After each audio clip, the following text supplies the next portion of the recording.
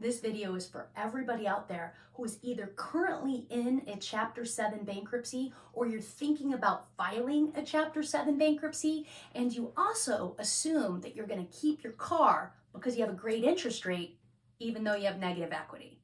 My name is Adrienne Hines and I'm a bankruptcy lawyer in Northwest Ohio. I take away shame and embarrassment from the discussion of debt. So let's break this down.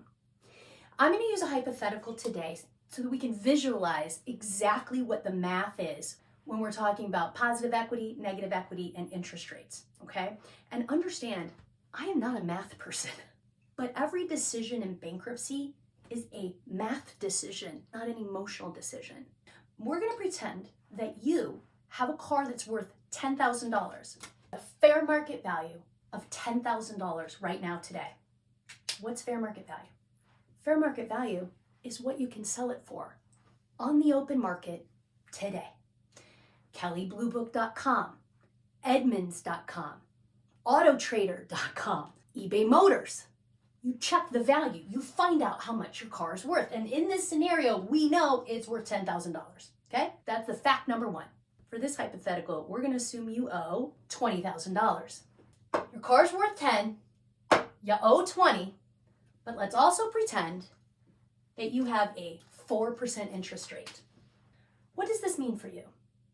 This means that if you reaffirm or keep this car through your Chapter 7 bankruptcy, you have to complete out this loan, but you get to do it at the 4% that you already had. So what will this cost you?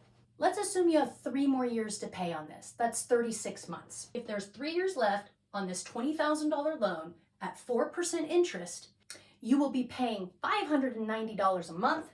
Over the next 3 years, you will end up paying $21,257 for a $10,000 car. That's that nice low interest rate. I mean, that's a great interest rate, but what the hell is it doing for you right now? Let's pretend now that you're actually taking my advice and you decide that you're going to go look for a car that's worth $10,000 to finance after your bankruptcy. You're going to go find the exact same car you've got. The same exact condition, the same color, the same everything, okay? Now let's pretend you have to finance that at 20% interest after a bankruptcy. Oh my God, 20%, no way! Let's run the math on that, okay? A $10,000 car at 20% interest over 3 years or 36 months means that you will end up paying $371.64 a month for 36 months. And over the next 3 years, while paying off this $10,000 car at 20% interest, if you stay at this, you'll only end up paying about $13,378 over the 36 months. That's assuming you don't refinance after 6 months because your credit score's up. Most people refinance this thing right here after about 6 months or so, down to about a 7, 8, 9% interest. And then this number even goes smaller. Do you all see why paying $13,378 for a $10,000 car is way more financially sound than agreeing to pay $21,257 for a $10,000 car? Not only will you have a lower payment, but you're gonna pay less over time. And if you do this, you see how much more you're paying? Do you see how much you're losing? And that's assuming this vehicle even lasts 3 years. Because if you're buying a $10,000 car, you're gonna buy it from somebody who's gonna give you a warranty. You don't have a warranty on your own car. I don't even know if you've been changing the oil like you should have. Transmission, did you get the services all done? You need to be intellectually honest with yourself. I want everybody to know that I am not a math person.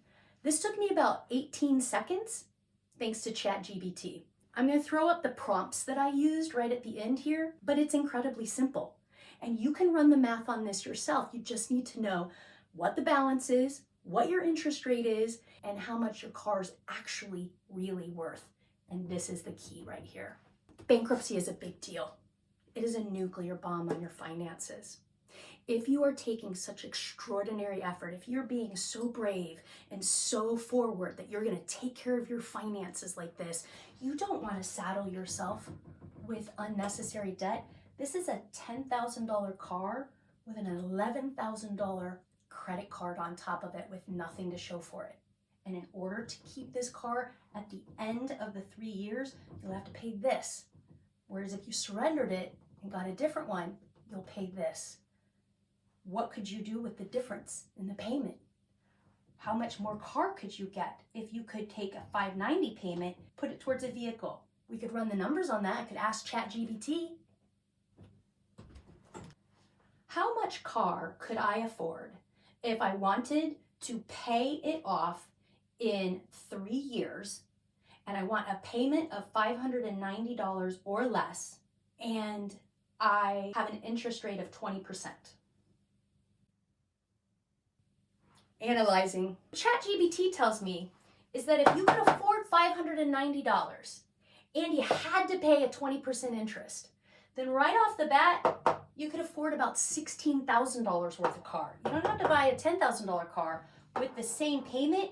You could go buy a car that's actually worth about $16,000. You should never go more than 4 years on a car loan. If you want to go to 4 years, that can obviously change everything up. But this is all math. You don't keep your car because you love it. It's going to drown you in debt. Follow, like, subscribe, do all the things. Come on, we got a lot to talk about here, right? Let's go.